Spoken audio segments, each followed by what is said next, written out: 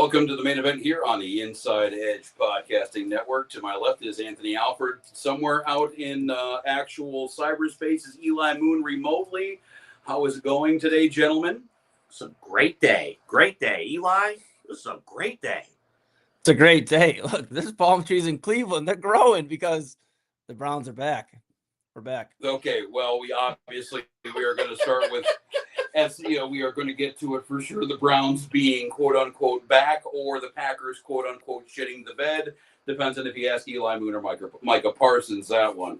We also got a whole NFL docket to talk about too. What our biggest disappointment was, what our biggest surprise was, pleasantly, and then also too. Speaking of pleasant surprises, we have the Guardians, folks. They are finally in striking distance. Well, actually, as of right now, they are actually in the playoffs if the whole thing were to start today. We will definitely get into that. Also, too, Eli was rambling about boxing and Canelo and being absolutely just transformed by the magic of a moment. So we will actually, I did not think about this when the day began, but we will talk boxing here on the main event. Also, too, we have a big story kind of circulating around what is happening in the NBA. I know we're not even playing preseason games yet, but right now, Steve Ballmer and Kawhi Leonard, they're playing their own game, and that is how to avoid the salary cap. We're going to talk about this, the importance of a salary cap, and also, too, in a bigger picture with this story, do you even give a damn? Because it seems like a lot of fans are just kind of, hey, let's get to basketball.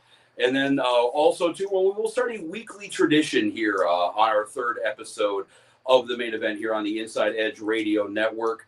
What did we learn this week? And we'll all have a little tidbit, a little factoid, and maybe a little story that enlightened our sports week in the last 7 days. We'll have that and so much more here. This is the main event on the Inside Edge Podcast Network. I almost said radio there. I'm Rozycki, Anthony Alford, Eli Moon. So, long-winded way to get there, gentlemen.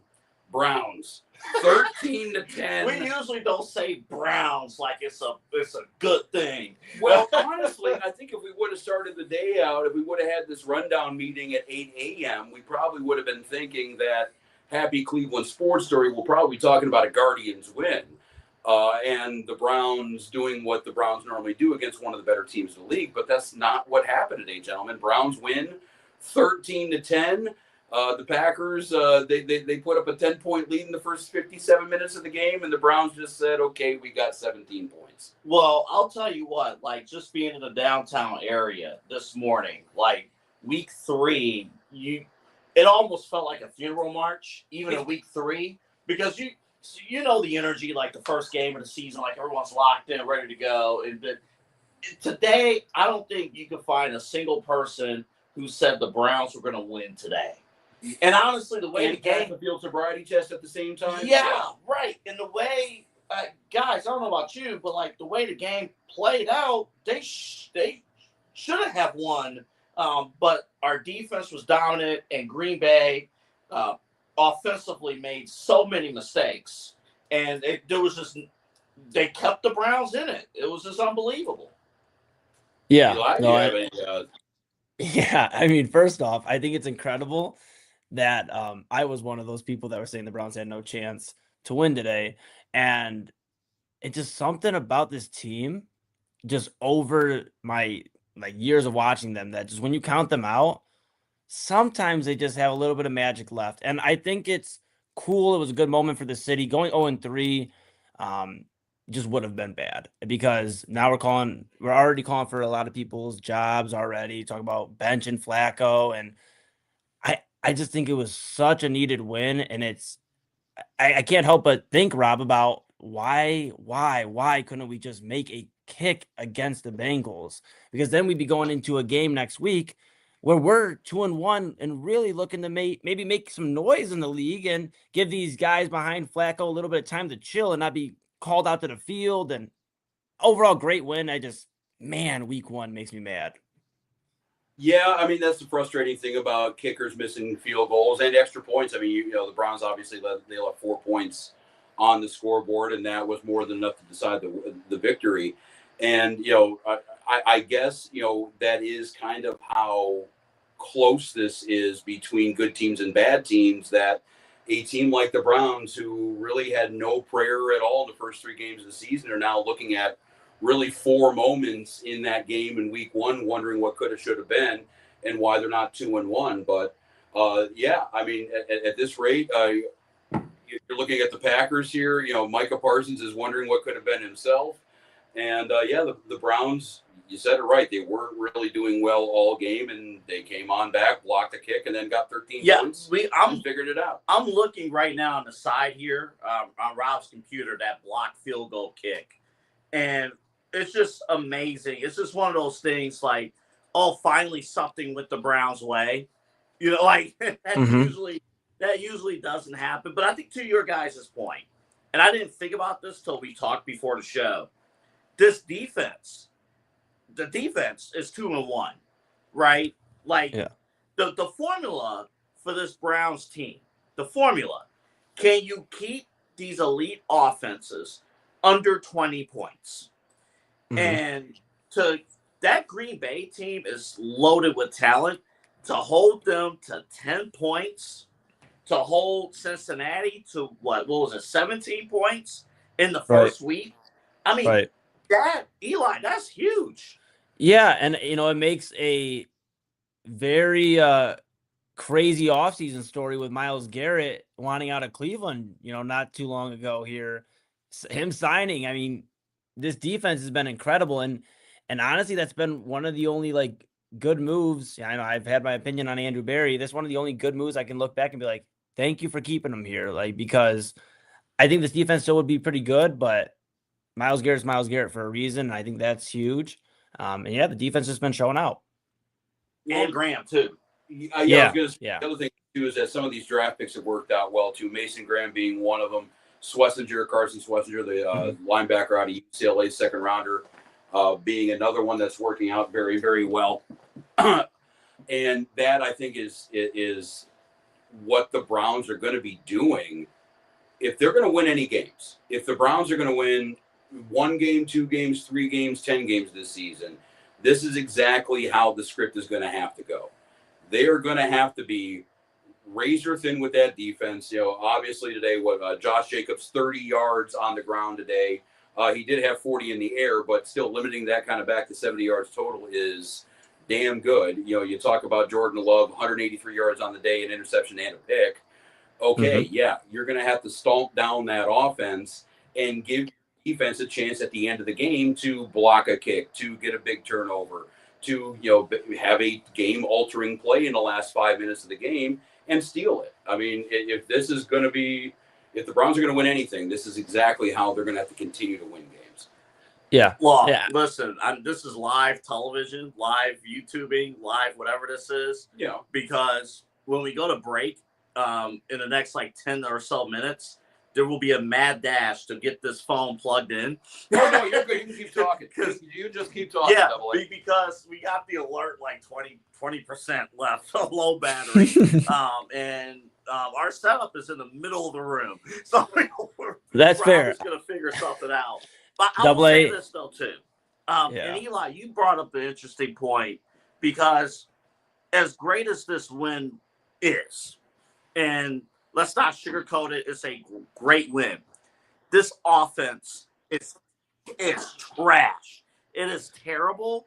Joe Flacco, I appreciate what he has done in years past and what he did here in 2023.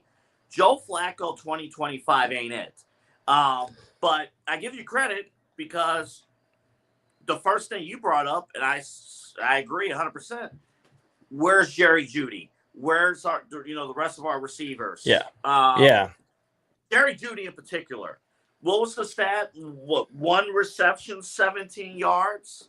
Yep. And he is making an absolute lot of money. $17.5 million is the average that Jerry Jeudy is signed to right now on the 3-year, $52.5 million contract extension. He just signed last March.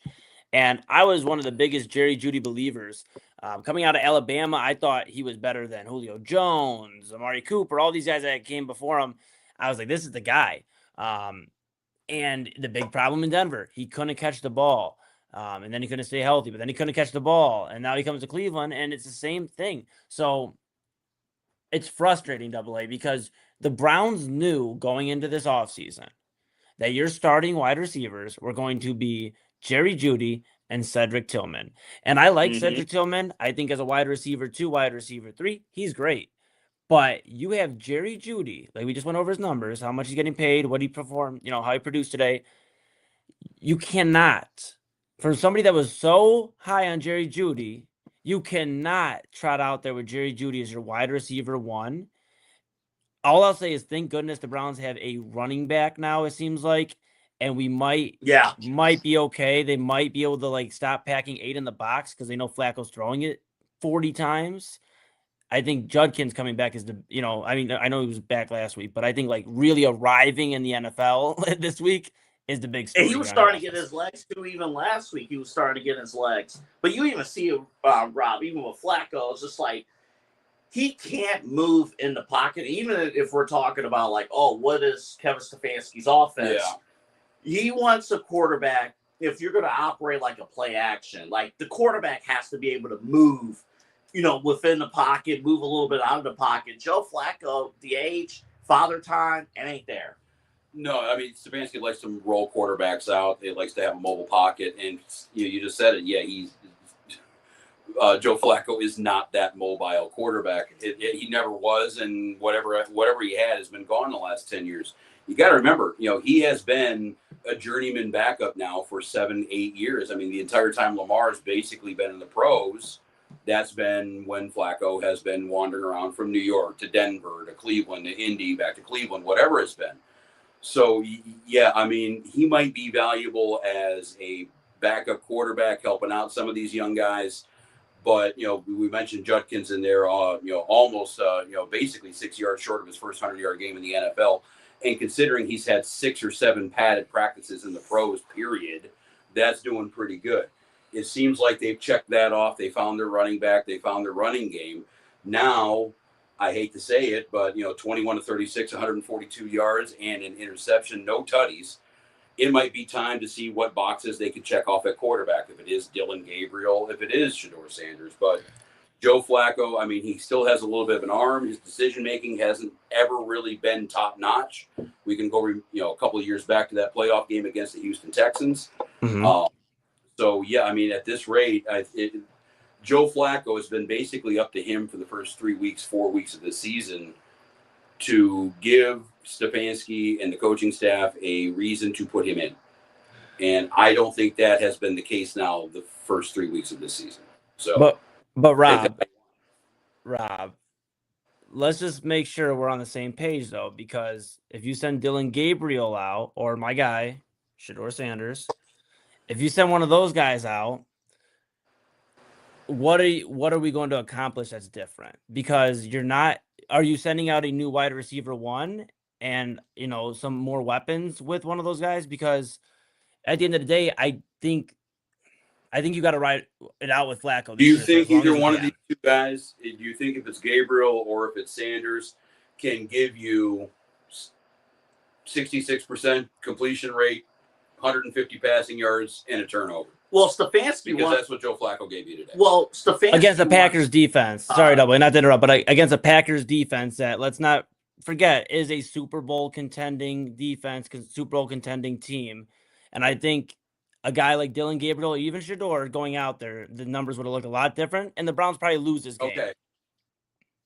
But he threw for 199 and a interception with a touchdown anyway against Baltimore.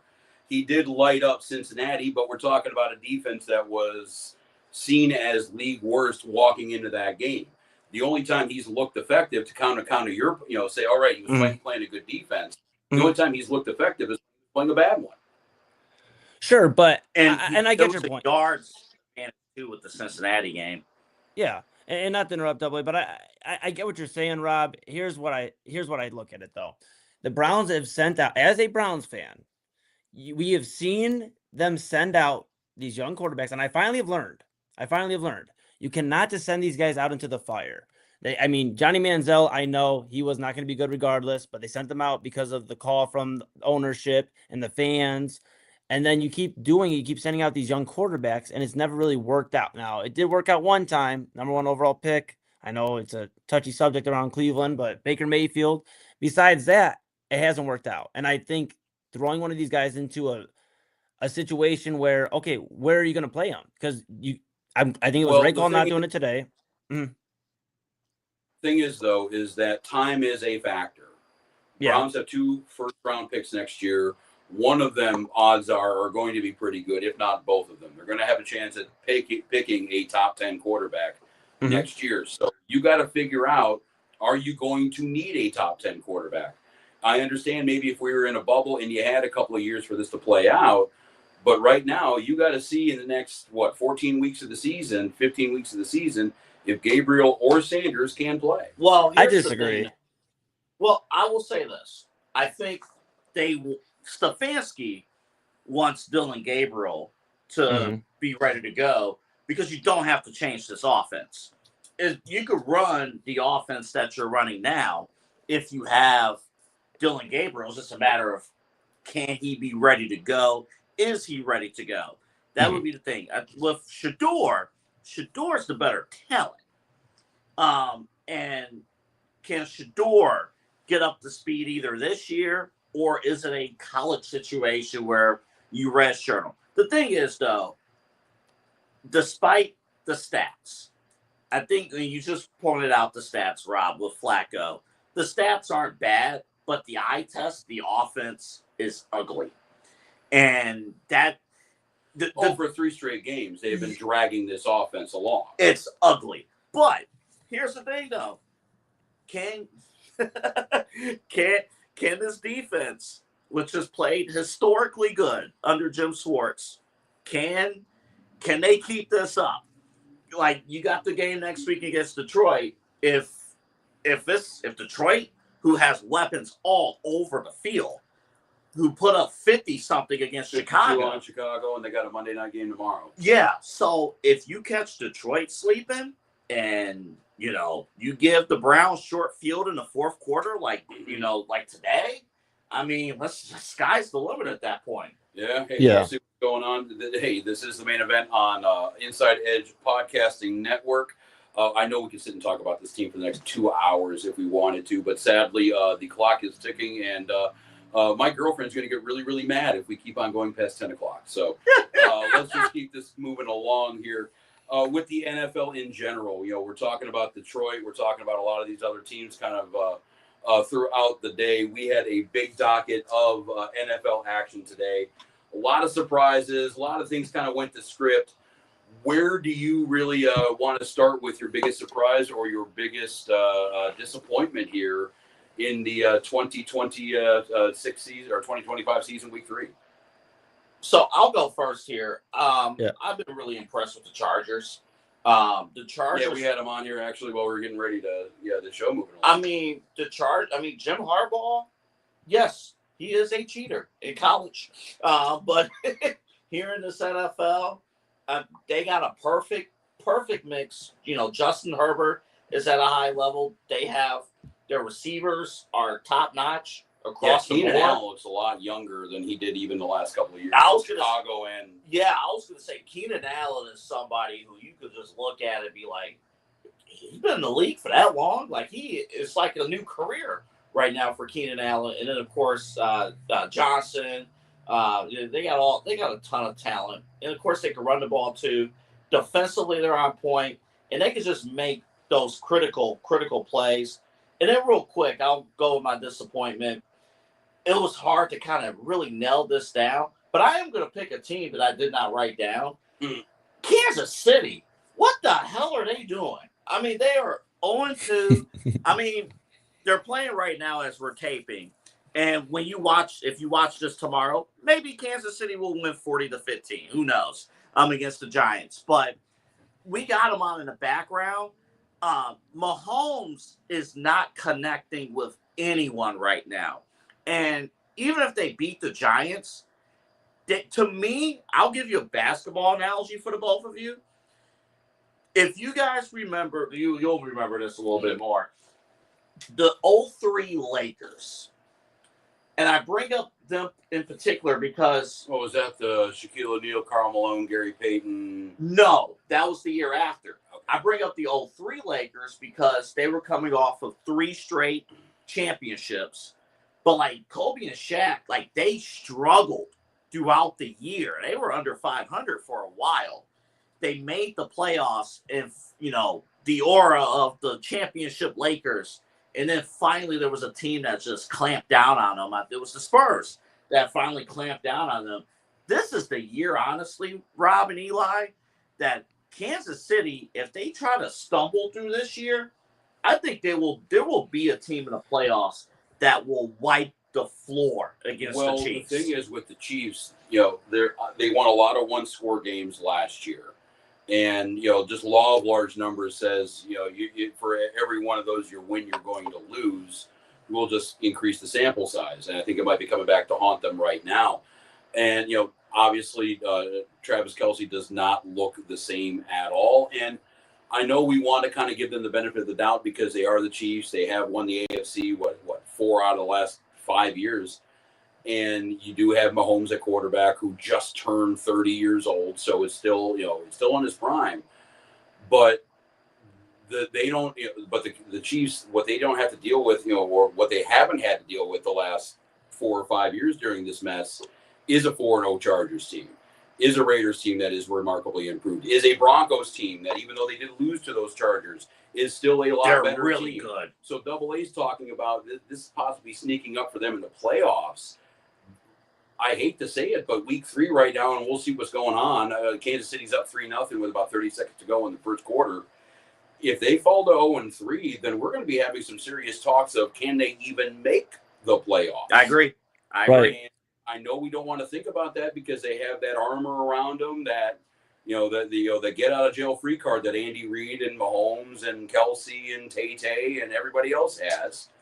So, but at this point, sooner than later, we're going to have to look at them like any other team. I know we're under a clock, but Tay still. Yeah. I'm sorry. Any other questions, gentlemen? Apparently, that was the showstopper. Hey, Tay. No, no words after that. I was just waiting for you to ask me the question. I didn't know how to follow that one up. Well, long story short, nobody knew that the Chiefs were trouble when they walked in. So, yes, Moon. Yes. Yeah, no, I agree. What is going on? Yeah. And to side note on the Chiefs one more time, I think the Giants end up winning this game. I said it last week, too. I just think the Giants are super underrated, but they are not my most surprising team or most impressive team right now. I would say that's the Tampa Bay Buccaneers because they aren't dead till the clock strikes midnight.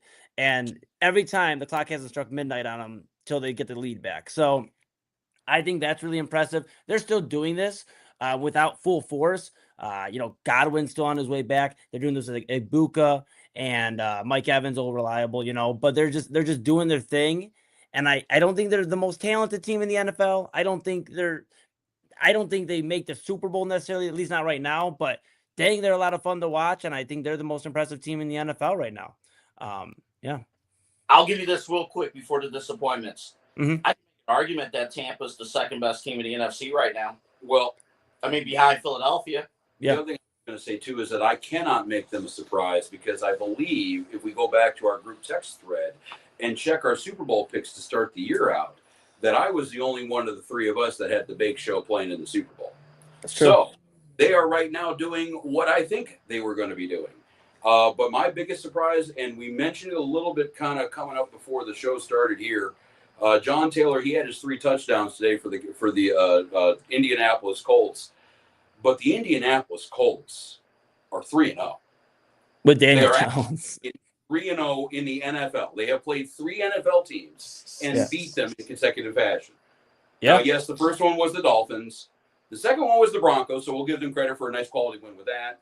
And the Titans, okay, they picked number 1 last year for a reason. So got to win those games. But we're still talking about a division game. We're still talking about a team right now that is 3-0 somehow. And Danny Dimes, who apparently is no longer Danny Dimes, he is Indiana Jones and the last crusade for his career at this rate. He is absolutely lighting it up. He is a legitimate MVP candidate as we speak, which, again, if you would have called this at week 1 or week... that was not something in anybody training was camp, calling whatsoever. Daniel Jones and Baker Mayfield are your 2 MVP candidates at this rate. Danny Dimes, 228 yards today, 18 to 25 and a tutty. Again, Jonathan Taylor, he was the driving force behind it, but they're manhandling teams right now, and I understand it might be the bottom third of the NFL, but they're still NFL teams, and 3-0 is better than 0-3. And their owner, and I know they did Yeah, do a and they're ton of going through a stuff massive ownership change with the Jim Irsay passing away. But one of their daughters on the sideline with a headset. People want to laugh at that, but the Colts have a very unique, like, family environment. That's going on, and they can be in. And Jonathan Taylor's healthy. That's the other thing too, that, and I don't want to sound like I'm kicking on the and making fun of the dead or dishonoring the dead or anything like that, but we've seen the reports of Jim Irsay and what his condition was the last years of his life. The Colts now have somebody who is not fighting a substance abuse problem as the owner of the team, who is not fighting other health issues as the owner of the team. They have somebody physically in their prime, able to make decisions for probably the first time in a decade plus. And we're seeing now what maybe some of these great draft picks they have had over the last 5-6 years finally materializing into something. So, the Colts, a team that I don't think anybody really took seriously to start the season. I don't know if you do yet. I think maybe next week we'll have our quarter poll, week 4, for real or not for real. That is the question. I saw that they have the Rams next week. That's going to be a great matchup. Yeah, and that's going to be a game that I think that's going to kind of show where they're at in the scheme of things. They're at LA. Then Vegas comes to them, and then the Cardinals come to them. So we will see over the next couple of weeks where they're at. But right now they're in the driver's seat in that AFC South. So I don't think who isn't in the driver's seat of the AFC South, Rozycki, is my disappointment of the NFL so far, which is none other than the Houston Texans. Oh, they were my disappointment too. High five, we did it. So I'll lead, I guess, a little bit here, Rozycki, and then you could probably just add on. I mean, there's so much to talk about. I just think CJ Stroud, year 3, this is where we start really measuring a quarterback. You have a good year, a bad year. Now you're having another bad year. Your only receiver out there that's any good really is Nico Collins with Tank Dell on the shelf. And I just think it's everybody was so quick to say the Texans got their guy, and I was quick too. I got him in fantasy. But I think we just jumped the gun on CJ Stroud. I think we were so quick to declare him the next elite quarterback and put him in the conversation with Burrow and everybody. And here we are. The Texans might have a quarterback issue past Deshaun Watson. Yeah, I mean, I'm not ready to completely shut the door on CJ Stroud yet, but I think right now, much like we were with maybe Trevor Lawrence a year or two ago, we might have to ask ourselves, is he good? Is he what we thought he was? And I understand why we all kind of fell into it. And honestly, if I'm a Commanders fan right now, I might be a little bit nervous because they had CJ Stroud 2.0 last year with Jaden Daniels. But the reason why we all kind of freaked out and the reason why we gave him all of the accolades was because nobody really walks into the NFL and destroys competition your first year like CJ Stroud did at quarterback. The defense is not looking nearly as strong as it was. You're right with the skill players. It seems like they are missing a lot of key pieces on that offense. The offensive line, which was a problem last year, does not look like to be as rectified right now. We're talking about one of the higher sacked quarterbacks in the league anyway. Mm-hmm. So, I mean, at this rate, do you look at the coach, D'Amico Ryans, and say, do we need to switch some things up with the leadership of the team? Do we look at CJ Stroud, who's still on a rookie contract? I mean, if they have not done what Miami did with Tua, they haven't cut him the $200 million check yet, so there isn't that kind of commitment there yet.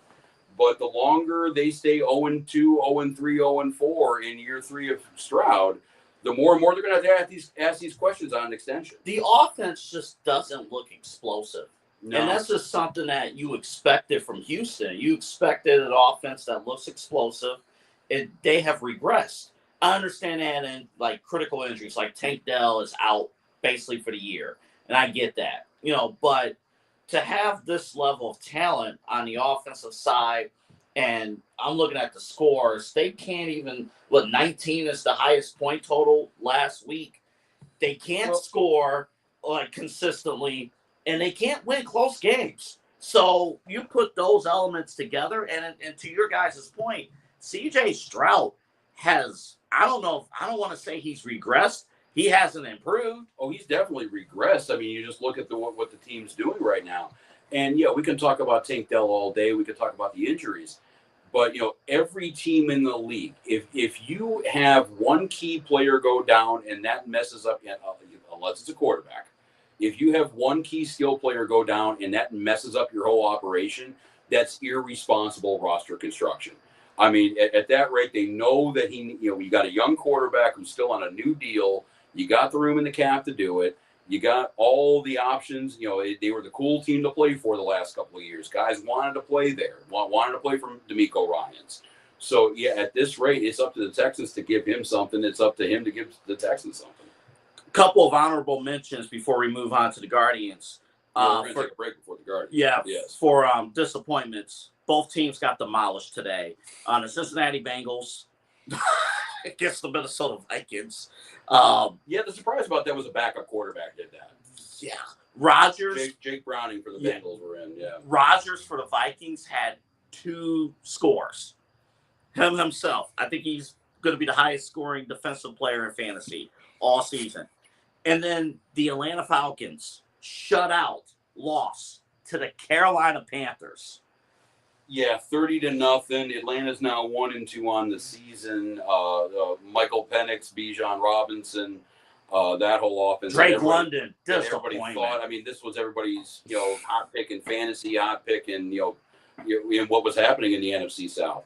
So yeah, them being 1-2 and Michael Penix looking lost at quarterback after some pretty high hopes to start the season. That I would think is a huge surprise and letdown. Final thoughts, Eli? Put Kirk Cousins in. I mean, I don't know what else to tell you, Atlanta. I just think, I mean, you guys know I'm a Kirk Cousins guy, though. But I mean, if you want to be competitive, I don't think Penix is the guy. And I'm always been the guy to be like rush to decisions. But you just know when somebody's got it and somebody doesn't. And he just doesn't look like he has it. And I think they're going to waste the most important years of a running back's career, which is that first contract, at least in a team's eyes, because you don't have to pay him till his contract's up. And Bijan Robinson, we're in year 3. So you're just wasting away. That's my take. And then also Carson Wentz, maybe a quarterback a battle here if he wins another game. If McCarthy's out a few more weeks. Well, we'll see what's happening with that. And Minnesota might be lamenting getting rid of Sam Darnold, which I don't. They might be the first team in the history of football to lament getting rid of Sam Darnold. But here we are, and also Carson Wentz being basically Sam Darnold last generation.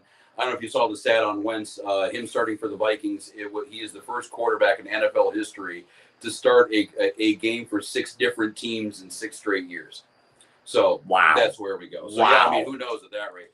But yeah, we'll take a quick break here. We'll come back with some baseball because when it really comes down to it, everything I've been talking about with football has been just me kind of reading and writing and checking things out. I have been sucked into this Guardians run. I've been sucked into this AL Central and wild card run. And we got some numbers to throw at you. We got some playoff scenarios and figure out what the hell is happening right now in the American League. 6 teams are in the playoffs right now, 6 slots. And out of those 6 teams, only 1 has clinched. So we got 6 teams looking for 5 spots. Game of musical chairs. 1 team is not going to have a seat. We'll talk about, hopefully the Guardians will not be that team. We'll be right back here. You are so professional. Yeah. Beavis, Butthead, Time Robber. One more home run. This is the Inside Edge Podcasting Network. I'm going to stop talking.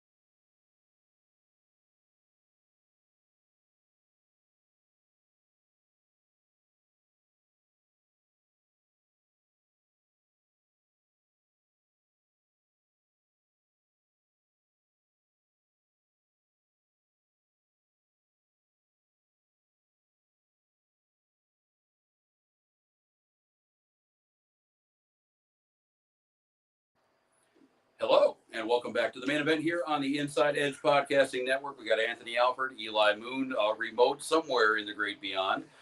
We've been talking the NFL for the first chunk of this show, and I feel a little bad about that because it seems like no matter what happens in the rest of the sports world, the NFL always dominates it. And this time around, it seems like there is a story that should have been dominating it, at least here locally, that wasn't NFL, and that is your Cleveland Guardians.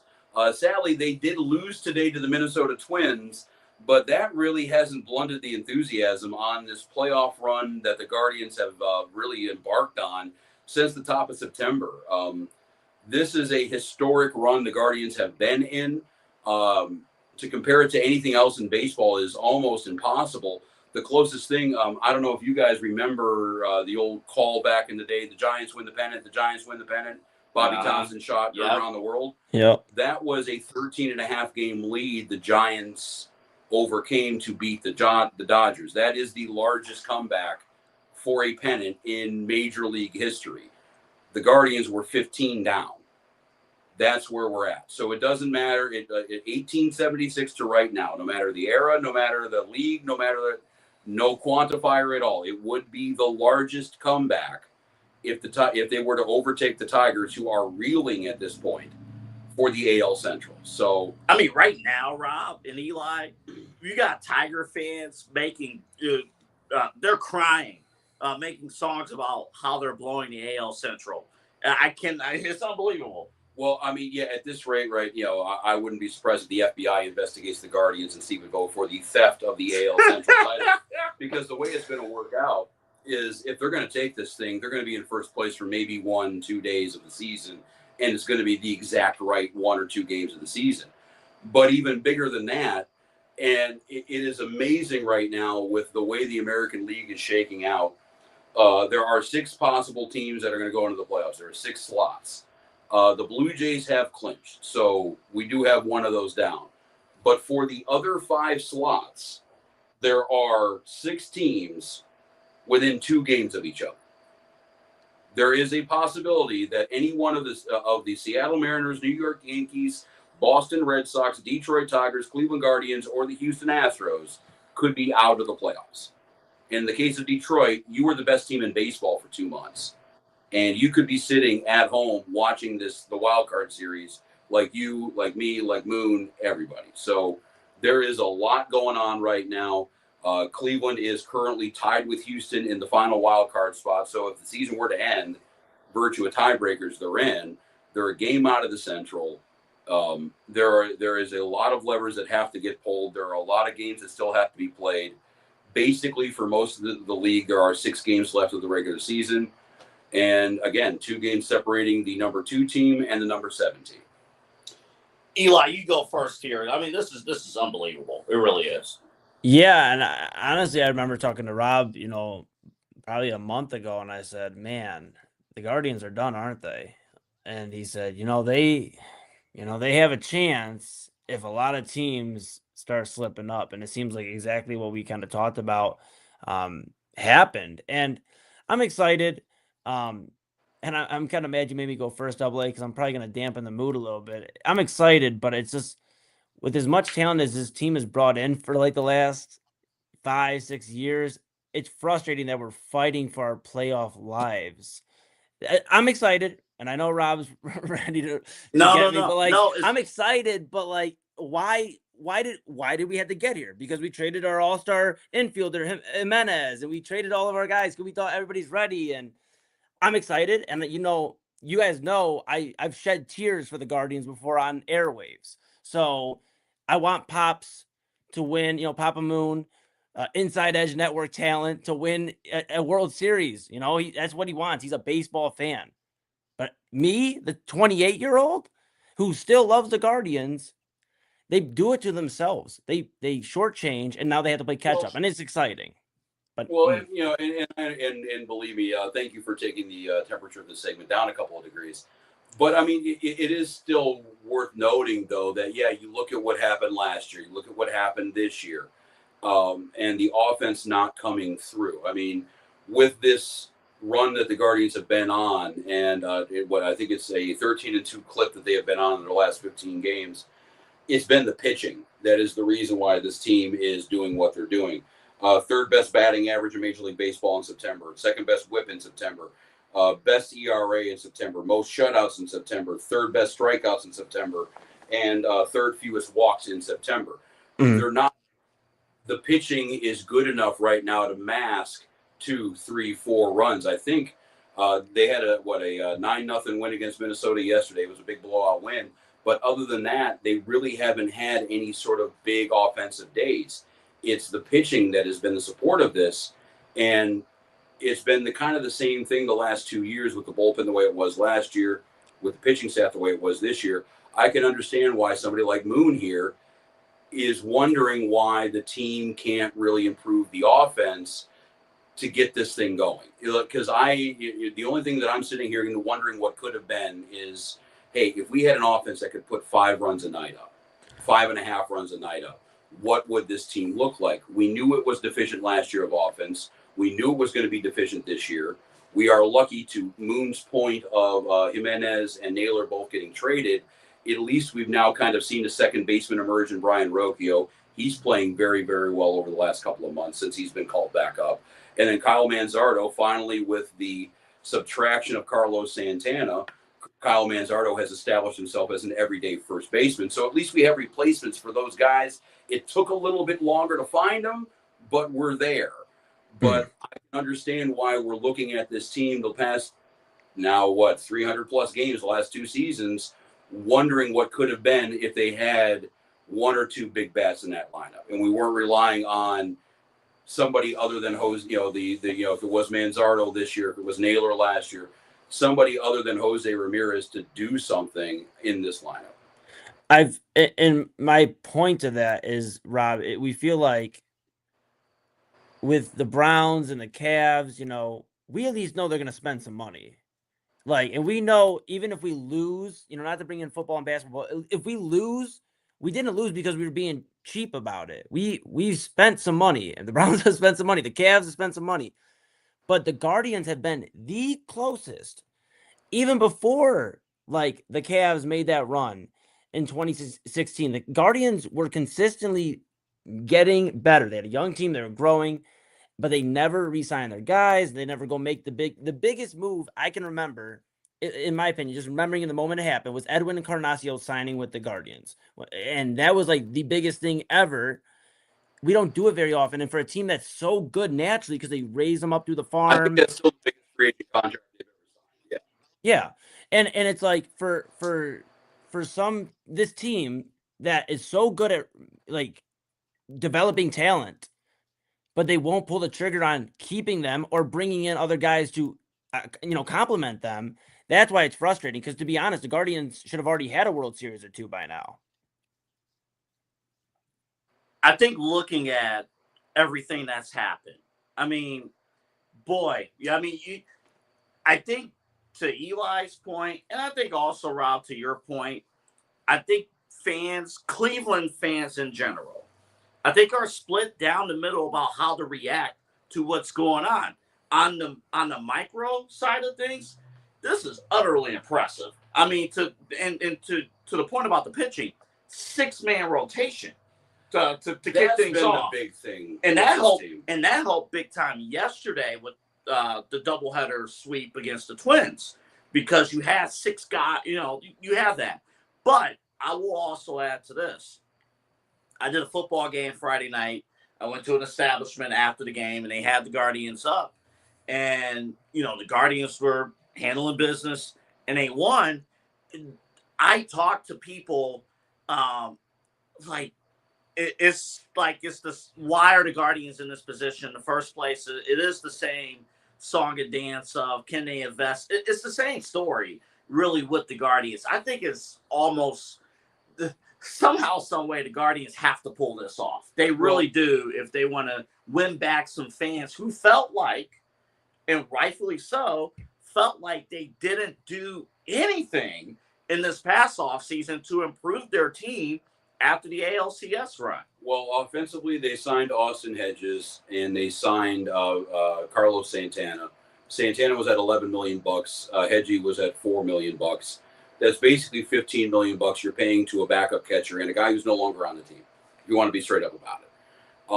And yeah, fans were definitely bummed throughout this entire offseason.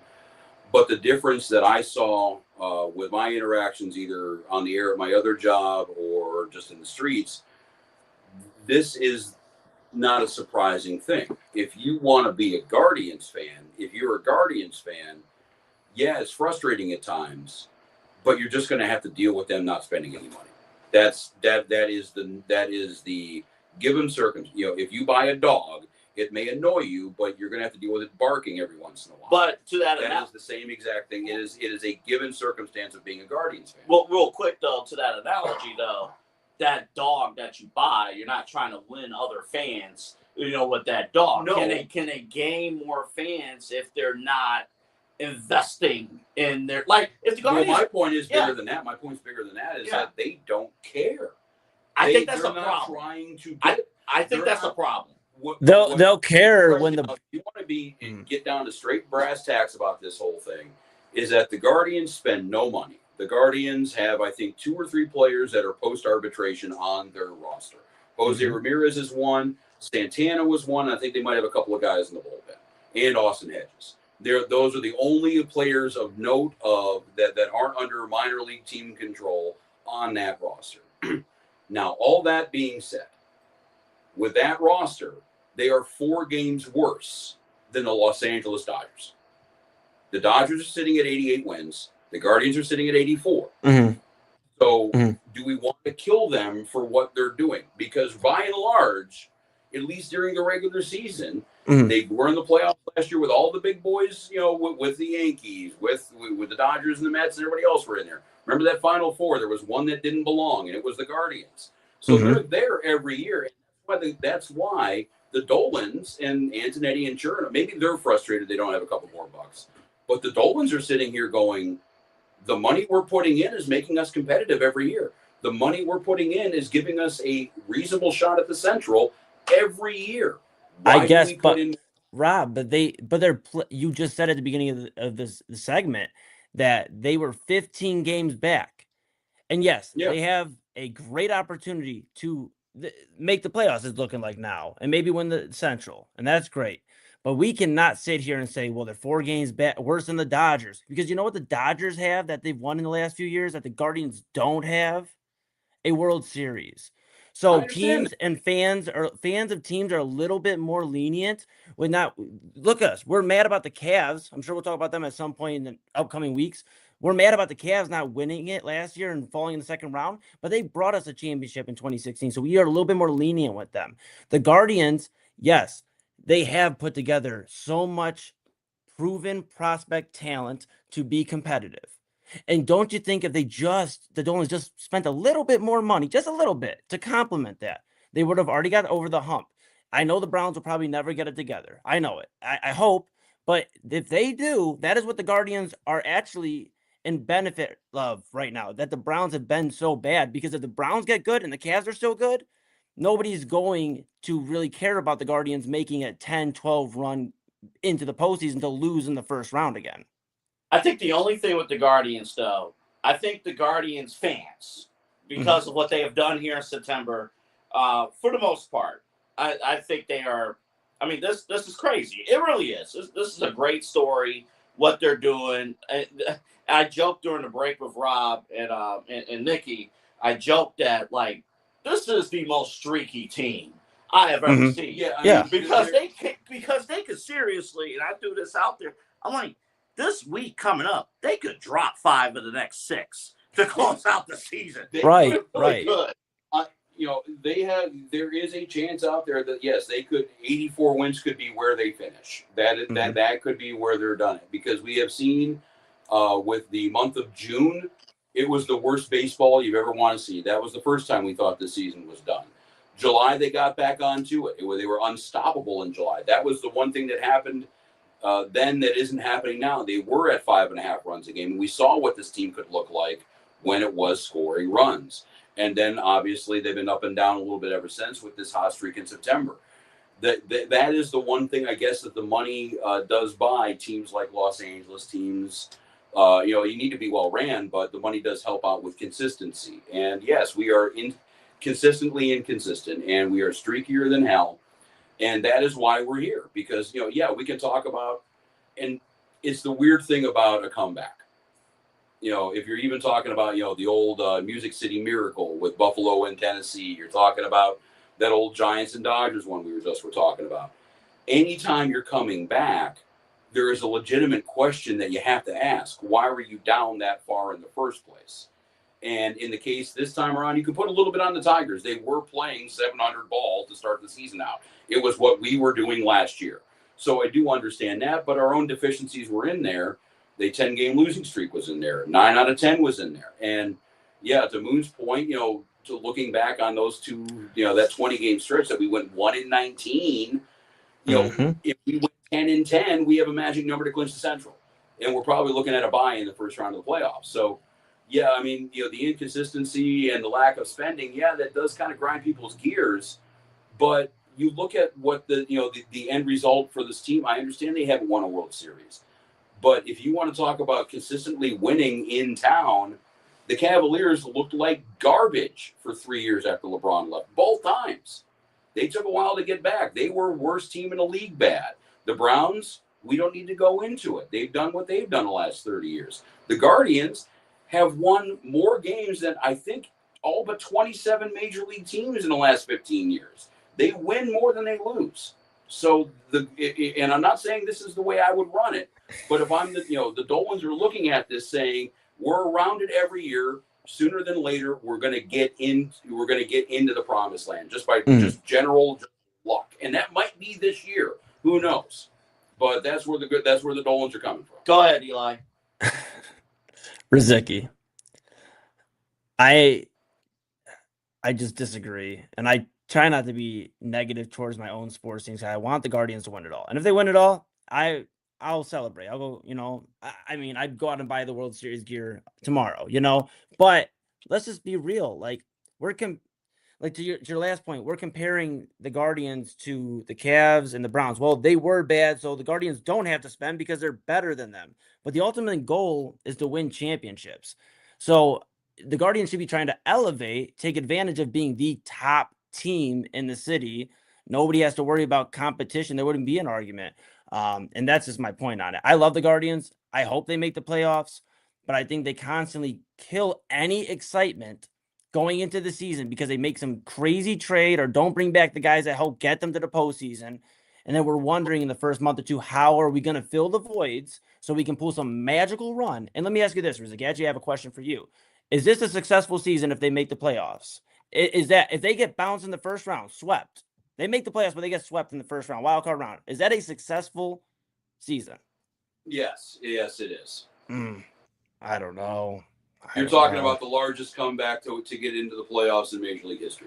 But they put themselves in that position. I get it.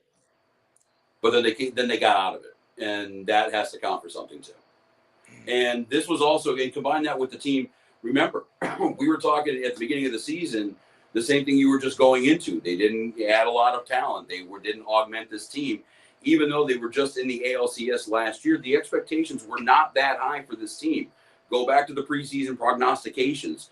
Most people had Detroit. Some people even had Minnesota finishing ahead of Cleveland. Look and see how that one went for everybody. So the expectations really weren't that high. If anything, this second half has just been surprising. So I would consider it a successful season for sure.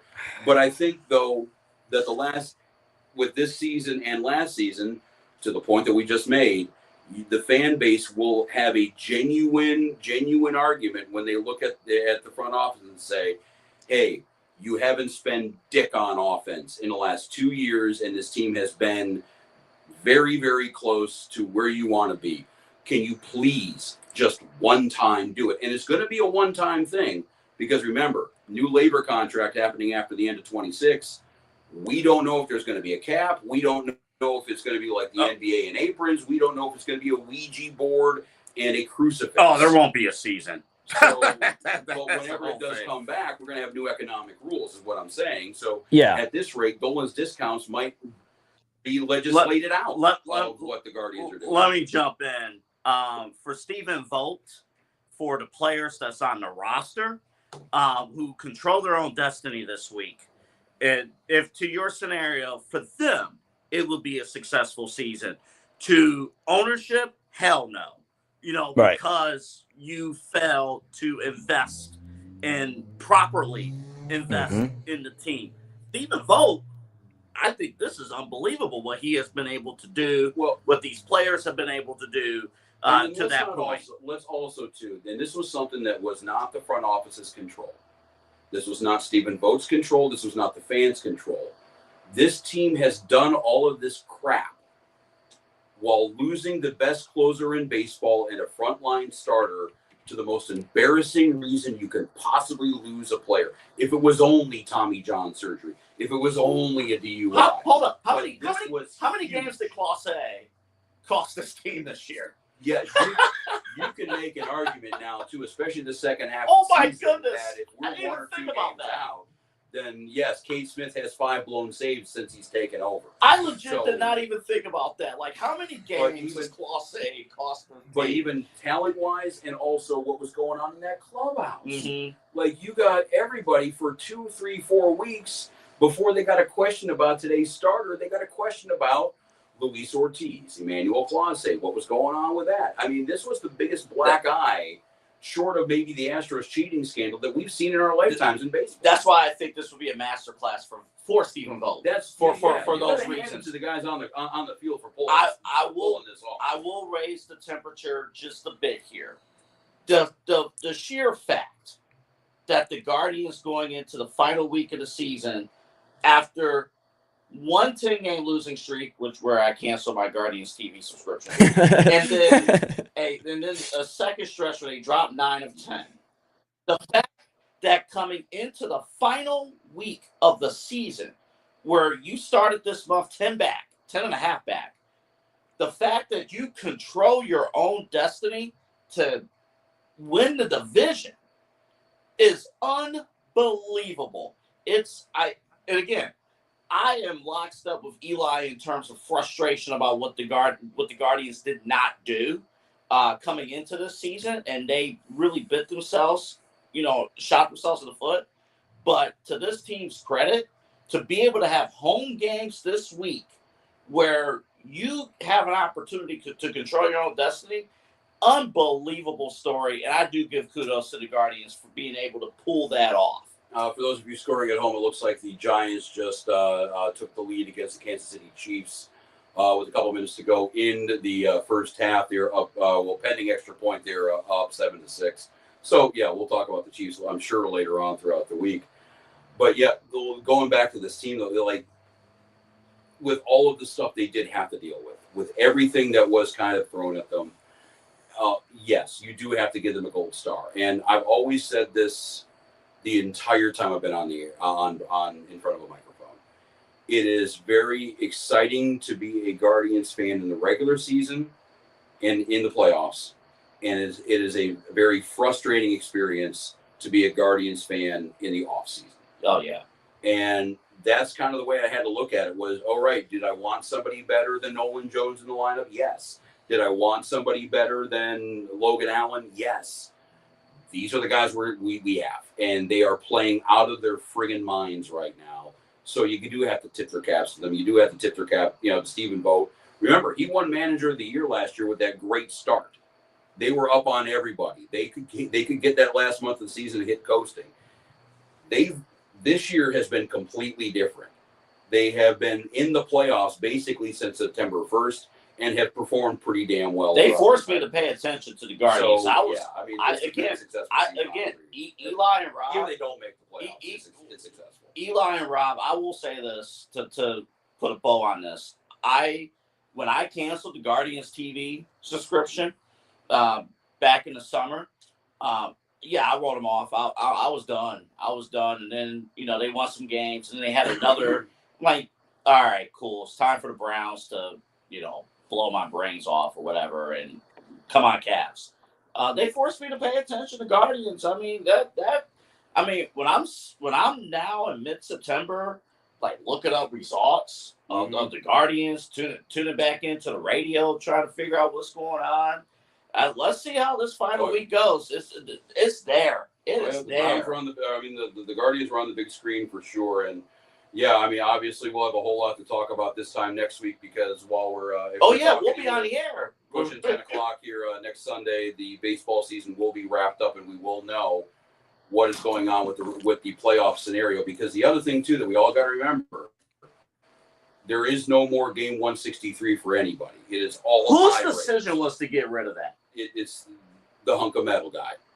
Yeah, it was Manfred. Okay, we're gonna be cool with that. Yeah. So yeah, we will.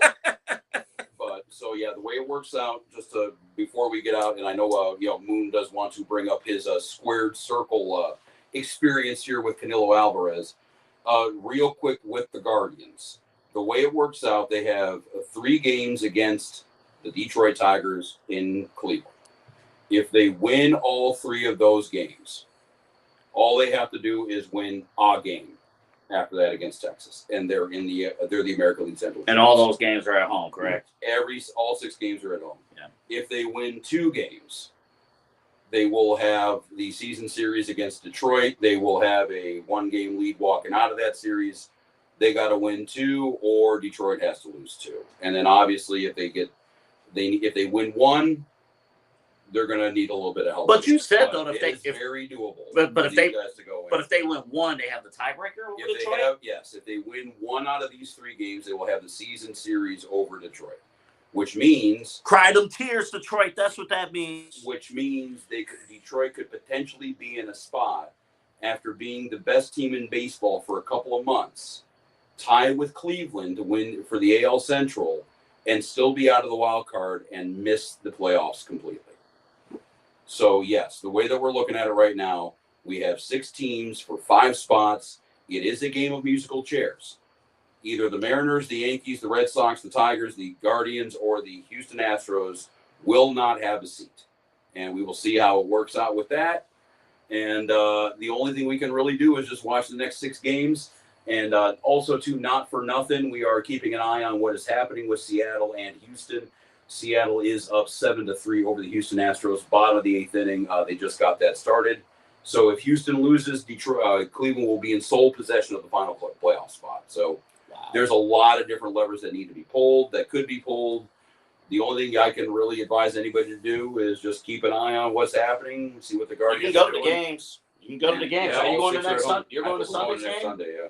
Yeah, you and Nikki will be there. But yeah, we will have we will definitely get our baseball fix over the next couple of days. Now, I heard you guys. This is the main event here on the Inside Edge Podcasting Network. I did hear both of you gentlemen whine about the boxing card that happened in Las Vegas. The only thing I saw was a Saudi Arabia get booed for a long time, but apparently you guys had a good time with it. Yeah, no, it was cool. Obviously, for those that don't know, I guess not obviously, but for those that know, those that don't know, I was in Texas last week, performing out there. And so I booked a show out there, and I went out to Austin. I was in San Antonio, went out to Austin to see my bro Lil Yoda perform. And it was real cool because there was so many people there, and like every screen had boxing on. Now, mind you, I'm more of an MMA guy. I've always been like a big UFC guy. And I was like, well, boxing just isn't it. And I remember me and Double A kind of having a back and forth a few weeks ago about, is boxing really back and is it just a gimmick? And I think there was a few notable things about my experience watching the fight. First off, I was there for a show. The show did not start till about 12:30 in the morning, because that's 12:30, 12:45. Whenever the Canelo Bud fight ended is when they started the show, which was crazy. Time, right? Yes, my apologies. Yep, Central Time. Yeah. Central Time. Yep. Mm-hmm. So yeah, so crazy. And I've never been in an environment where people are like cheering and like booing against each other for a boxing match, and everybody was just so locked in. They had the commentary on. Nobody like left because, oh, I'm here for the show. They stayed to rock out with that. And I think a few things I paid attention to that really drew me in and makes me want to like study a little bit more of who, like, I should be wanting to watch in boxing. First off, the entrances were immaculate. Now, I know this was Las Vegas, and I know It's a huge fight, Canelo, Bud, but that's how a super fight should have been done. I mean, Bud's coming out. He looks like the superstar he is. He's undefeated. I mean, the guy's in his prime. I mean, he's the man. And then you have Canelo Alvarez coming out, legend. Everybody's getting riled up, the big introductions. There's something about boxing. And I used to like boxing a lot, like growing up. I used to play the fight night games with Bernard Hopkins. And I mean, there was something about like walking out to the ring, you had your entrance music, the robe, the glitz, the glamour of all of it. And then somewhere down the line, boxing lost that because, and I mean, it's still a thing, but it really started the rigged, aspect of the accusations of like, these fights are looking wrong. Like they're not happening the right way. And then of course, some people are turned off to the Jake Paul stuff and the Floyd versus Conor stuff before that. But I'll be honest, boxing has superstars. I don't think it's a gimmick. That's my 2 weeks later analysis of a conversation we were having is boxing does have superstars. And I think they're really learning how to market them more. I just think if they condense how many titles they have, it's like AEW out there. If they just condense some of the titles, we'd have a little bit more of understanding. That's the one thing you don't get them started on AEW. I know, I said the wrong word. But that's my point on that is UFC, you have, your champions. You have like 7 men's champion. I think that's just off the top of my head from basic knowledge. You have what? Flyweight, bantam. I can rattle them off. About 7. And then you have some women's championships. Yeah. Right. But then you say a ton though, double. You look at boxing, you got 50, 60, 70, 80 championships. Everybody can win one. The WBA, WBO, Ring Magazine. You have 4 IBF. 4 basic, the PB&J championship. Sure. But no, to your point with boxing, and I hate to disagree with this one, but it is exactly a gimmick. That's what it is. Now, the nice thing is that you saw Canelo Alvarez, and that was the closest thing I think that boxing is to, yes, a 5-star, athletic exhibition, the best in the world doing it. But the guys you just mentioned, Logan Paul, you got Jake Paul, whatever, Aaron Paul, whatever, Breaking Bad, I don't care. Jake Paul, you got Floyd Mayweather out there pushing 50 years old. You got Mike Tyson out Aaron there Paul pushing like how I did there. But that doesn't change the fact though. You got Jake Paul, who is a YouTube guy. You have retired legends like Mayweather, like Tyson, which I think that's the next big thing kind of starting. Right. You saw McGregor get into it. Any truly big boxing card, any big boxing match that we've seen the last 20 years has been stunt casting, has been, pulling, Mayweather and McGregor out against each other, pulling Tyson out of retirement. Now I think we're seeing, again, Tyson and Mayweather. It's all guys that, there's, you got Canelo, you got, some younger fighters coming up through and doing what they're doing. But we're living in a world where not really anybody can say who the heavyweight champion is off the top of their head.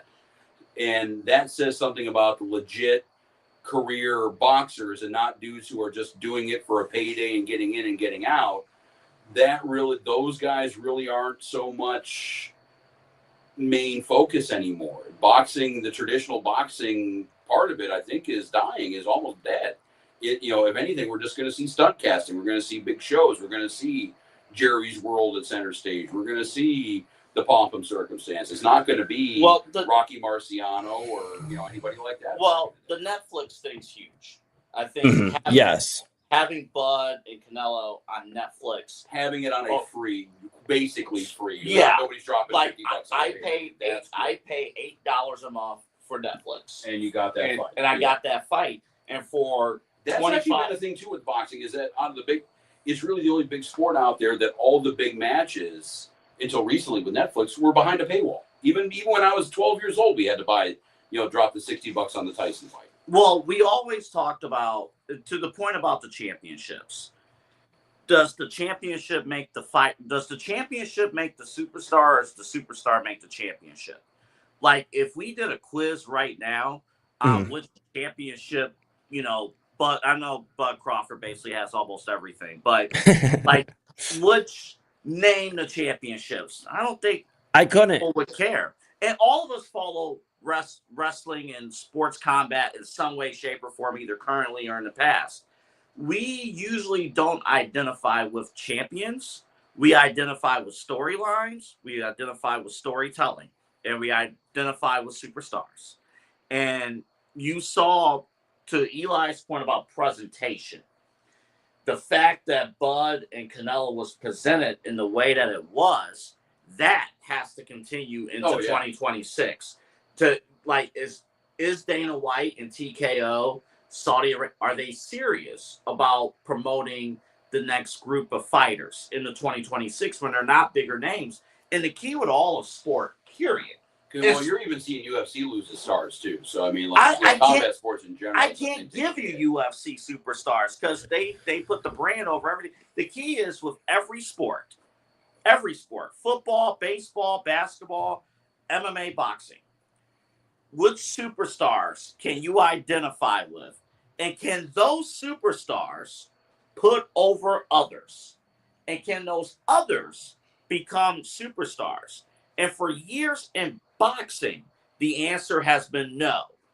And because Floyd Mayweather, he has been great, but Floyd didn't put over anybody else, really.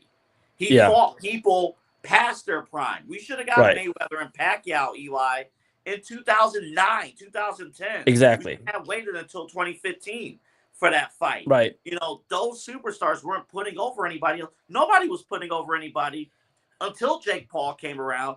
And Jake Paul might not be the right person, you know, to bring somebody like Rob back into the sport. He may not be the right person to bring somebody in. But you know who is a guy like Canelo Alvarez, because Rob even said it himself. He's one of the last pure boxers of that. You know, Canelo was fighting Floyd when he was a young guy, and now Canelo's old. That just tells you how long he's been in the game, right? So, at the end of the day, Canelo could be that guy, you know, like to Double A's point, where Jake Paul might not be the right guy. But you know what Jake Paul did do is create a buzz on boxing when boxing had gimmick fights going on before that, because they were still doing it, just nobody cared. So Jake Paul made people care about boxing again, whether it was just to tune in to see what a lot of people view as a fixed fight.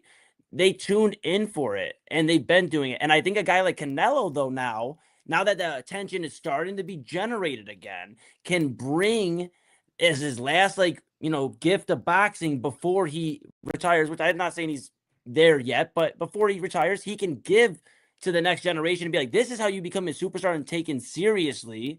And I think boxing can help out the fighters by cutting down how many titles they have. And then for the common fan that does care about that, they can associate a title fight with that. But I know Bud Crawford's a superstar. I don't need to see how many titles he has to know that. Well, what Dana White wants to do, he wants to cut down, and he wants a unified governing body for boxing. And I think that would be huge. I do know. I'm really sure he wants to run it. Yes, he wants to run it. Yeah, he wants to absolutely run it. Absolutely. He didn't bring up the idea just to be like, hey, Rob, can you run this? Yeah, I'm giving you guys the idea, and I don't want any part. Canelo has 2 fights left on this current deal. He's going to fight twice in 2016. So I don't know. Yeah. We're throwing it back. We're throwing it back. Right. I don't know if one of those fights is going to be a rematch with Crawford. I don't need to see a rematch personally. I think Bud did a good job, pretty much dominating the fight, to be perfectly honest. Yeah. But yeah, definitely in my case, we'll see what happens. But again, to that point, superstars and rivalries, because, and I'll take it for a half a second over to tennis. One of the things that was enthralling about the men's game in the last 15 years was you had Nadal, you had Federer, you had Djokovic. You had 3 guys that were picking each other off, that were fighting over titles, that that actually did have high level matches. Right now, I think an average boxing fan can name Canelo. I get that, but there's hopefully this Bud dude again. I don't know much about this fight at all, and much about any of the current boxing, but it looks like I heard Canelo say that he was better than Mayweather, so I think that's a pretty good vote of comp. But what boxing is going to need are more of these guys going up and buying for these titles, and again, consolidating the titles would help that out. And the other thing, and you talked about it to start the segment out, your average sports fan is under the assumption that boxing is rigged. So you could have Mike Tyson against the ghost of Rocky Marciano, and no one will give a damn because we're pretty sure that Mike's going to take a dive in the sixth. Or the worst thing, Tyson actually makes it through the fight, which would be worse. If Tyson is fighting Mayweather, but I think you guys are on dead on right, and I don't know if Dana White's the guy to do it, but they need to have a central authority governing body of boxing, because right now, and I had to Google who the heavyweight champion was, but he is the you got Alexander Usyk. He is the Universal Champion. He is the WBA, WBC, IBF, and WBO champion. I've never heard this dude talk. One. You need to be able to make it one. Like the one nice thing, and we're watching Hulk Hogan parade around the ring right now in a WrestleMania. Yeah, ruining WrestleMania 9. Is that wrestling, you could say that guy's the world champion. You could say in baseball, that's the World Series champion. That's the Super Bowl champion. Right now with boxing, I understand he's unified everything up, but with the boxing, it's who's heavyweight champ. Depends on who you ask. So I think is the biggest problem. Can I bring up briefly off topic? I want to publicly apologize to our buddy Tim Whalen. I traded James Conner to him before the season started in fantasy football. He ankle he's out indefinitely. And I would like to hate on Mac Robinson, who offered me a trade for Najee Harris, and I didn't even react to it. Now he has an ACL problem. I'd like to, since we're closing the segment with fantasy news, I'd like to say I'm close to 3-0, guys. Back to back. Well, congrats. We're happy for you. All right, we're going to take a quick break here. We'll zip out here for a few minutes, and then we'll wrap this puppy up. We got a few extra stories to kind of throw in here, and we'll hopefully conclude this thing before 10:30 at night. And this is the main event here on the Inside Edge Radio Network. We'll be back.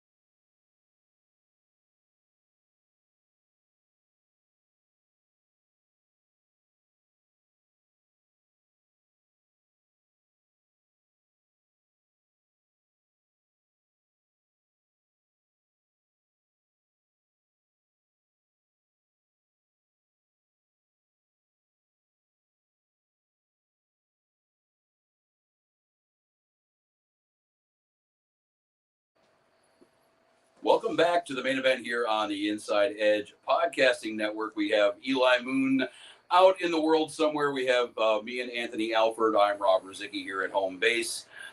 We got just a few minutes left of this fine podcasting program because, of course, we did run long the first couple of segments. So let's just get right to it here. We have a whole lot to talk about, but let's just get to what we have learned this week. And yes, the Browns are off limits, the Guardians are off limits, and really the NFL stuff that we've been talking about. Something here that we haven't really hit on in the last hour and change. What have we learned this week? So let's start with the person who created the segment here, Double A Anthony Alford. So one of the big stories here locally, here in Northeast Ohio, has been Youngstown Ursuline. And for them, of course, over the past summer, they've been hit with hazing and sexual allegations and things like that going on. They have lawsuits going. Teams didn't even want them to play. When they were on the schedule, other teams were canceling their games. The team finally canceled their season. But the thing I wanted to bring up, and coaches have been fired to resign, all that stuff.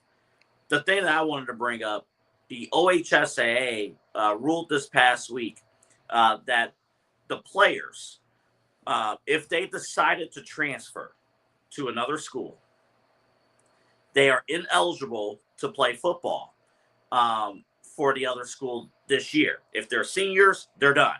I mean, you can do basketball, whatever, but they're done with football. If you are junior, sophomore, freshman, you can play football next year.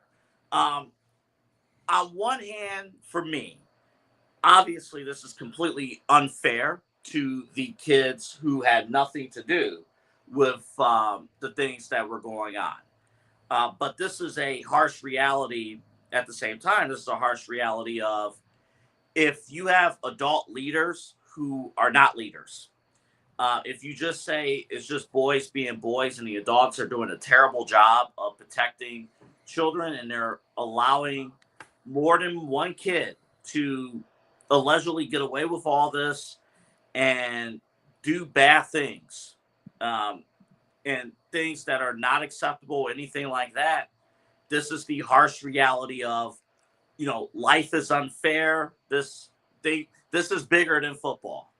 And if the house is crumbling, this is the harsh reality of some kids suffer and unfortunately, they don't get the opportunity to get out of trouble.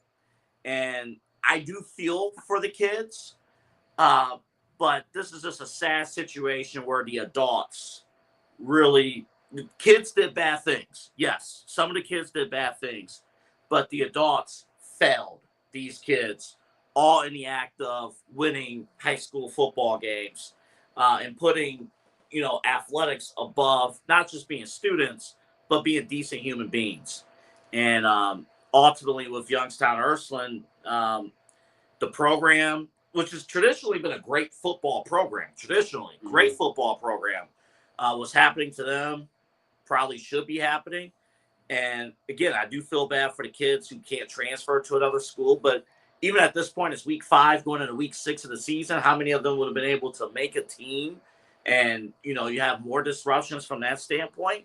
But while it's an unfortunate situation, hopefully the kids, even the ones that didn't do anything, it's a lesson of we got to keep all of our operations, keep our stuff in working order. If somebody on our team here at Inside Edge, if they screwed up in any way, shape, or form, this whole Inside Edge network goes down.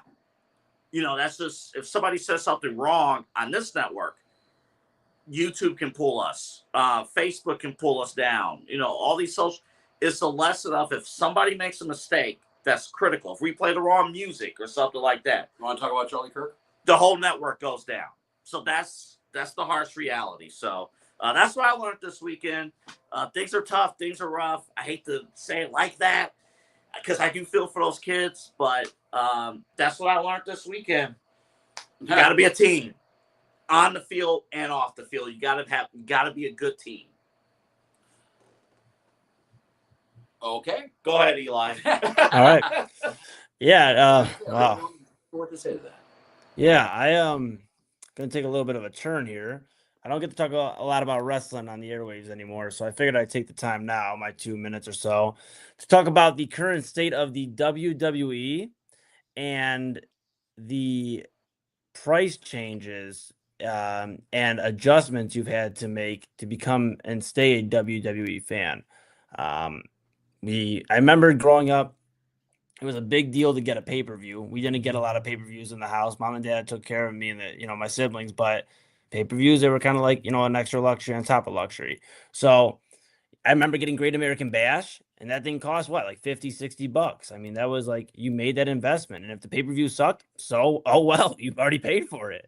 And then it changed. We got the WWE Network. We got, even when they got rid of that, they still like worked with us and got, put Peacock subscriptions around, and we could get these pay-per-views. So if something flopped, these PLEs, these premium live events, if they flopped, we weren't as mad because it was basically the same as buying a McDonald's meal nowadays. WrestlePalooza was yesterday, and I didn't watch it. I read the highlights. I'm going to watch Side Hustle this week on the Inside Edge Network, and I'm going to get my full breakdown. But at the end of the day, I'm disappointed that it wasn't even a thought to watch WrestlePalooza because I knew I wasn't going to pay the $30. And I'm not saying $30 is a gazillion dollars. I get it. But we're in a time right now where money is very tough for a lot of people. And WWE's been known to always be family oriented. Bring the fam. You're going to get everybody in here at a good price. I remember me and Double A went, man, like 6, 7, 8 years ago, and we paid like $20-$30 to get some pretty good tickets. I mean, we weren't sitting in floor seat, but we were sitting cool. Jinder Mahal was right behind us. And as WWE champion Jinder Mahal.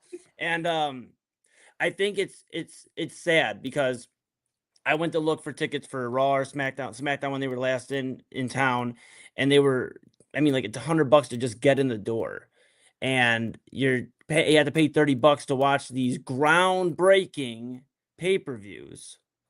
Where the groundbreaking news, congratulations to Stephanie McMahon, she deserves it, but her getting in the Hall of Fame, and Pat McAfee, who's awesome, absolutely awesome. But that's your big surprises that people invested $30, freaked out, tried to figure out how am I going to watch WrestlePalooza? I don't have it through my certain cable subscription. Making it happen so that the ending shot is Cody Rhodes lifting the title over Drew McIntyre. And there it is, curtains, folks.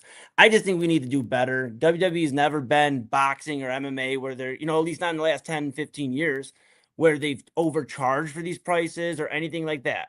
And I think with a product that is not as hot or storyline driven, at least focused, I'll say, as it was a few years ago when Cody was on his run to win the title, I think they should chill out a little bit, and TKO should chill out a little bit on raising prices. They want to charge this, and them talking about, well, the old regime, and the old regime had its problems. We could talk about that a different day.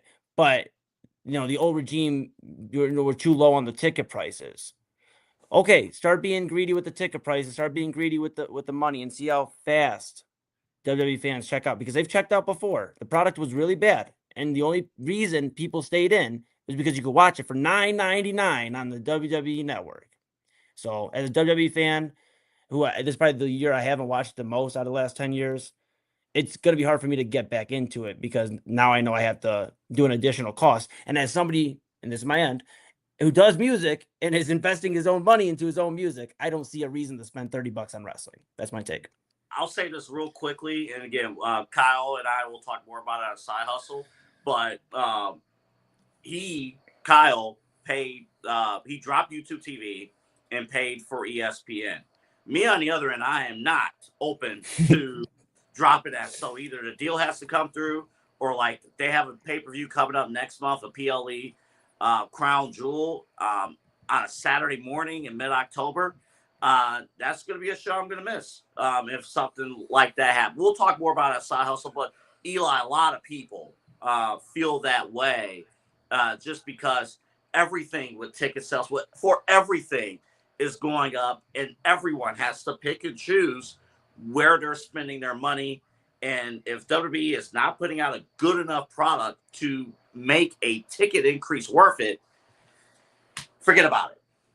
Yeah. Yeah, the WWE is doing a great job at alienating their fans. I talked last week about the WrestleMania in Saudi Arabia. That's not doing well for anybody domestically or abroad. I think the fans across the world are wondering why they didn't get one first, and the fans here are wondering why we are not getting another one. So, yeah, there's a lot of people who are ticked off about that. You guys mentioned the price points, not even just to watch it in the arena at this point, which is insanely expensive. But you mentioned it, yeah, obviously with the PLEs, they spoiled their audience for a long time with the network. Only pay your $9.99 a month and you get through or Peacock or whatever the service it was on. So now you have a group of fans who aren't used to dropping $50-$60 on a shot. So, yeah, they're going to be ticked off. And then also, too, yeah, you have Netflix involved. You have ESPN involved. You have CW involved. You have all these entities involved where I thought it was, I thought I saw a number, it was about $1,000 to get the services for a month or for a year that you'll need to be a WWE fan, which is insane. And yeah, we're at the point right now where wrestling fans are at the shocking revelation of we miss Vince McMahon. So yeah, when they bid out John Cena's final retirement match to be not in his hometown, that's already an issue in itself. Well, they saw, you saw it even the precursor to the Saudi Arabia thing. The New Orleans WrestleMania was suddenly yanked out and put into Vegas because they got a bigger check from Vegas. After the New Orleans was publicly announced. After it was announced. Right. WWE has shown everybody now is that they are completely in it for the money. They are mercenaries. They are looking to drip you dry. Or even just bleed you dry. Doesn't matter. And brag about it too. How many times does Triple H talk like we have the highest gate in this city, highest gate in that city? They're bragging about taking your money. And the reason why they have all these gates is that with exceptions for Tony Khan and AEW for a little bit of time, for maybe a year or two, and for WCW, obviously back in the Monday Night Wars, they've had no competition. They're the only show in town. So if you want to see wrestling, you're handing Vince McMahon or now TKO money. That's why they have been dominating the gate. Vince McMahon saw to it. But I am going to be very curious to see what happens to the WWE over the next couple of years. I think they're trying to become big time, and I think it's going to fall apart on them because they're going to forget the people that got them there, the people that have been handing them money for, in some cases, 50 years. And who are now alienated with this and will not be spending money on it. So we'll see what happens. But yes, this is the main event here on the Inside Edge Radio Network, podcasting network here. We're doing our What We Learned this week. And Eli Moon learned a lot about wrestling. We got AA here. Anthony Alford, he learned a lot about high school football. And I learned kind of the same lessons that Eli Moon did, but only with basketball. We saw, and I know that there has been a lot going on in the NBA. Steve Ballmer has been the subject of a lot of talk, off-season chatter, rightfully so. And then obviously, too, we have our free agent chatter, who's getting traded, Kevin Durant, what team is he playing for? We don't know. Changes every year. But one thing that kind of has gotten shuffled into the deck here while basketball and even football and Major League Baseball kind of chugging along. Adam Silver was at a big summit over this week, I believe on Tuesday, talking to a lot of sports marketing folks. And he said that the NBA's plan is to kick off NBA Euro by 2028. And what I mean by NBA Euro is just that, a European NBA league. They would basically take some of the bigger teams over there, some of the more established brands, Real Madrid over there, a couple teams in Istanbul, the existing teams. Also, too, then you would get folks like Man City, Paris Saint-Germain, all these big established soccer brands getting teams too. They're looking for a 16-team league over in Europe, starting by the beginning of the 2028 Olympics in Los Angeles. I think Adam Silver, and he's trying to do this, and I know why he's trying to put the gas pedal down and try to get this done as fast as possible. Adam Silver's been commissioner of the NBA for 15 years, 10 years. He is, I'm sure, closer to the ending of the tenure than he is at the beginning of the tenure. He wants to get this done before he leaves. I understand that. But, and Moon brought it up with the wrestling, times aren't quite what they were maybe 5 years ago, 10 years ago. Things have shifted economically. Things have shifted, Lord knows, politically. And that's not the show. This isn't the show to be talking about that. But it has shifted politically. Yes, a lot of the big players in the NBA right now, including Jokic, including Giannis, they got a lot of Euro talent in there. I can see why you would want to hit that market. But while we are talking about people possibly having issues getting in and out of the country, while we are having issues with people paying for stuff, food is higher, rent is higher, everything, gas is higher, everything is higher.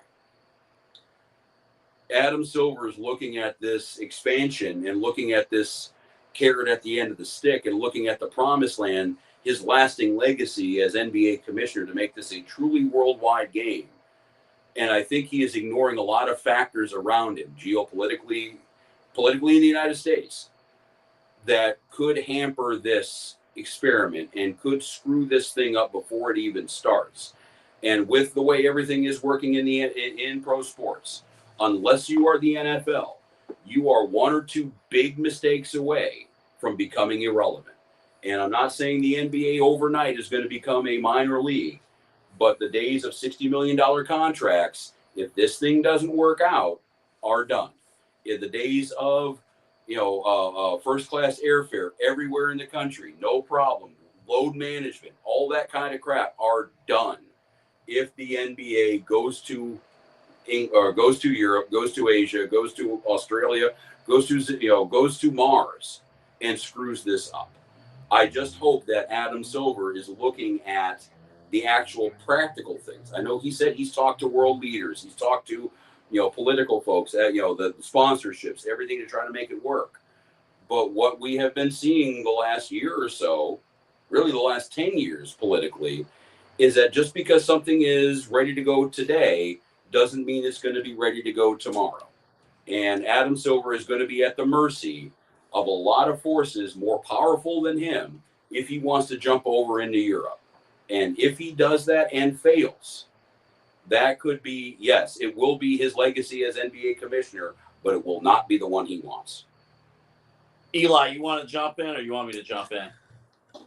I mean, my only thought is, just as somebody who's like, I get where Adam Silver is coming from. And I obviously, with anything you do that's going to be monumental, whether it's in sports, whatever, life, whatever, I think it's going to come with some challenges, or else everybody would do it. And Adam Silver has done a very, very good job as the NBA commissioner. Has he? I think so. And right now you have the Steve Ballmer scandal that's reigning over everything. You have load management and stars taking games off on a level that we have never seen. Fans are very, very irritated at not knowing who they're going to see when they buy a ticket. He also went out and said, I think in the same press conference or in the same conference, that to the people who can't afford the TV packages, well, the NBA is a highlight league anyway. But at least he started out very good. But at least he said the last few years he's been shaky. But at least he said that after the TV partners paid all that money. That's true. That's true. At the end of the day, I think the cracks around Adam Silver are kind of showing the last few years. I think at the end of the day, all the commissioners we could point out flaws. I think at the end of the day, but Adam Silver has been pretty dang good. I mean, you're commissioner, like you said, about 15 years in the league. Running it, you're not going to be able to keep everybody in check all the time. When you're put in control of 30 NBA teams, oversee 30 NBA teams, everybody on the franchise. Well, my thing is, the problem is that his predecessor did. David Stern was the most feared man in the NBA. You did not want to get a call from him if you were a player or a coach or an owner. And, and that's why there was a gambling scandal. scheme. The way that David Stern handled this 15 years ago was suspend the owner, fire the GM, and take away picks. Rob, that's why it's not that strong of a leader. I disagree. I disagree because they were doing gambling schemes under David Stern. Tim Donaghy's sitting here talking about how he rigged games. That was under David Stern's watch. So let's not act like David Stern had it all together. Adam Silver's done a good job. At the end of the day, I support Adam Silver from one dream chaser to another. I hope he gets it done. I hope it works out. That's my take on it because at the end of the day, everything's going to come with challenges. But if we don't seek to do it, then what's the point? That's my take on it. The one thing I will say, and we could spend way more time talking about the pros and cons of Adam Silver. Hold up. Oh no, got a lantern fly? Oh no, it almost went in my mouth. Oh Lord. No, the one thing I will say about this league, about a potential NBA Euro league, there is background success, as pointed out, of European players being successful, obviously, here in the States. So there is something to that point. And I think if this happens, there is a TV partner that they can get that will spend a ton of money to air these games. And that particular TV partner just lost rights to air NBA games here in the States that I think would pay a ton of money to get back into airing live NBA basketball games. I think TNT would be all over NBA Euro if this actually goes through. And that's the name of the game. We've seen it with every other pro sports league on the planet now is can you get the TV rights sold for a butt ton of money? If you can, 3/4 of your job's already done. Now but the thing is too, is like we're going to see the way TV's working right now. If you want other TV news, there's another merger kind of coming. It looks like Turner wants to merge with, I believe it is Paramount now, Skydance, which is good. Which will be fun to see Tony Khan and WWE under the same parent company. That'll be great. But who knows? AA talks about Turner wanting to jump into it. If they get bought out, if they're now in a merger with somebody else, what's going to happen here? That's what I'm saying right now is. The economic things around obviously immigration, dollars and cents. Yeah, that's a big deal too. But also the economics around the way that we're watching TV and the way that TV contracts are going down. There might not be anybody out there to offer more money for this deal. The only thing I'll disagree with, while we're broke, there is a arms race with bigger businesses like Skydance and Paramount. They want more. They're spending more. Netflix is spending whatever they want. Apple. Google. Exactly. So those big tech companies, they're not broke. They have more money than everybody the consumers else. are. The You're consumers 100%. basically are. But how many of those people not wanting to spend money on everything for wrestling? That's the tough thing about what we're going through right now is that those TKO who we just talked about, all these big companies, they're going to keep touting high ticket prices and stuff as long as television and the big tech are spending top level dollars over these products, and they're making up these packages if people too. Stop watching them. If people pull their business, they're not going to be paying that kind of money for these packages. The reason why they're forking over billions for the NFL is because 75% of the top 100 broadcasts every year NFL broadcasts. If that number went down to 20, went down to 10, it wouldn't be billions of dollars. But it's not going down. That's the problem. Here, but if I'm going to be looking at the NFL is different, but everybody else is on a different set of rules here. If I'm a sports sports fan here, which I am, if I have a choice between getting my Guardians package for the summer or getting NBA Euro that's going to be happening in June, July, and August, probably going to go to baseball. And there's going to be a lot of people who are going to be making a choice. This isn't cheap enough where you can just get everything. That's why that's what they're going to have to keep an eye on. To bring this show completely full circle back to one of our earlier topics, that's why the product has to be good. That's why, if the Guardians don't improve, Eli will not buy the Guardians TV package. If these other leagues, if they don't step up. Or you mean an NBA season that everybody is pretty much assuming nobody cares about? Everyone's tanking. Everyone's just chilling out and waiting for the final 10 games of the season to tune up for the playoffs. The NBA already has its own problems with that kind of stuff. To be fair, NBC way overspend for the package that they're about to take on for the next 11 years. Are they going to overspend if they start NBA Euro? That's the question we're going to have to be asking. Nope, I don't think so.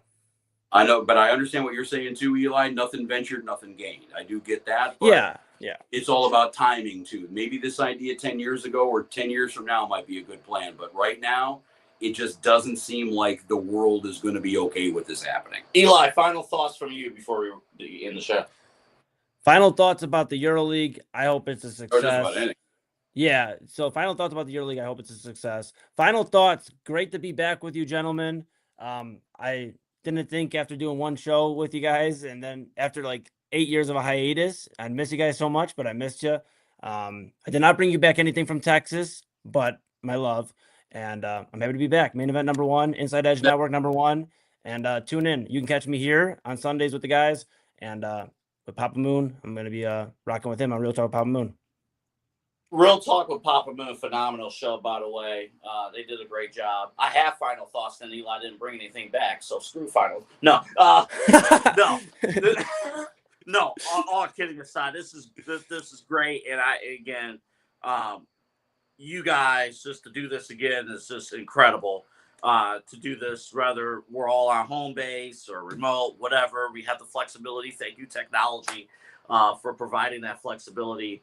And again, everybody watching and supporting everything that we're doing, the network, it's just incredible. And thanks again. I don't have much, but thank you. Yes, thank you to everybody who's listening. Yes, obviously, I do love being back here on the air with both of you gentlemen. And it's going to be a fun week to watch everything going on in the world of sports. We got the Browns coming up. I don't even know who they have coming up next Detroit. week. Oh yes, the Detroit Lions. We'll be able to watch that, and then obviously too, we got the Cleveland Guardians making a amazing playoff run. Cavs Media Day should be coming up very soon. Yeah. But just to let everybody know too that the Mariners and Astros have gone final. The Mariners won 7-3, which means, and all the action is done today for the major leagues. We are sitting here at the close of business on the 21st of September, and the Cleveland Guardians are in the playoffs. They are officially, as they haven't clinched anything yet, but if it were to end today, the Cleveland Guardians are tied with the Houston Astros, and they have the tiebreaker. It would be the Yankees, the Red Sox, and the Cleveland Guardians in the playoffs. And we'll see what happens over the next 6 days. They could be 6 games out. They could be 6 games up. We have no idea because baseball. The key will be next Sunday what leads the show. It has to be the Guardians, right? I would think so. I would have to imagine that leads the show. Yeah. Game out of the Central in the wild card spot right now. And just one more time, it is 6 teams for 5 spots in the American League. It is going to be the most expensive game of musical chairs ever played, and some team is not going to have a seat and is going to be sitting where you or I or Eli Munez watching the wild card series. So it will be fun to watch. The Browns, we'll see, honestly, if they can string 2 in a row. And if somebody would have said 2 in a row against the Packers and the Lions when the season started, you would have had about the same reaction as the Guardians making the playoffs September 1st. So who knows? Oh, my goodness. We're over 2 hours, Rob. Yes, we are now for Eli Moon, for Double A Anthony Alford, who's cackling behind me, for my girlfriend Nikki, who is wondering why we are taking so long. This is the main event on the Inside Edge Podcasting Network. One more time, Eli. We'll see you next week. All right, we're done. Bye-bye. Bye. Bye.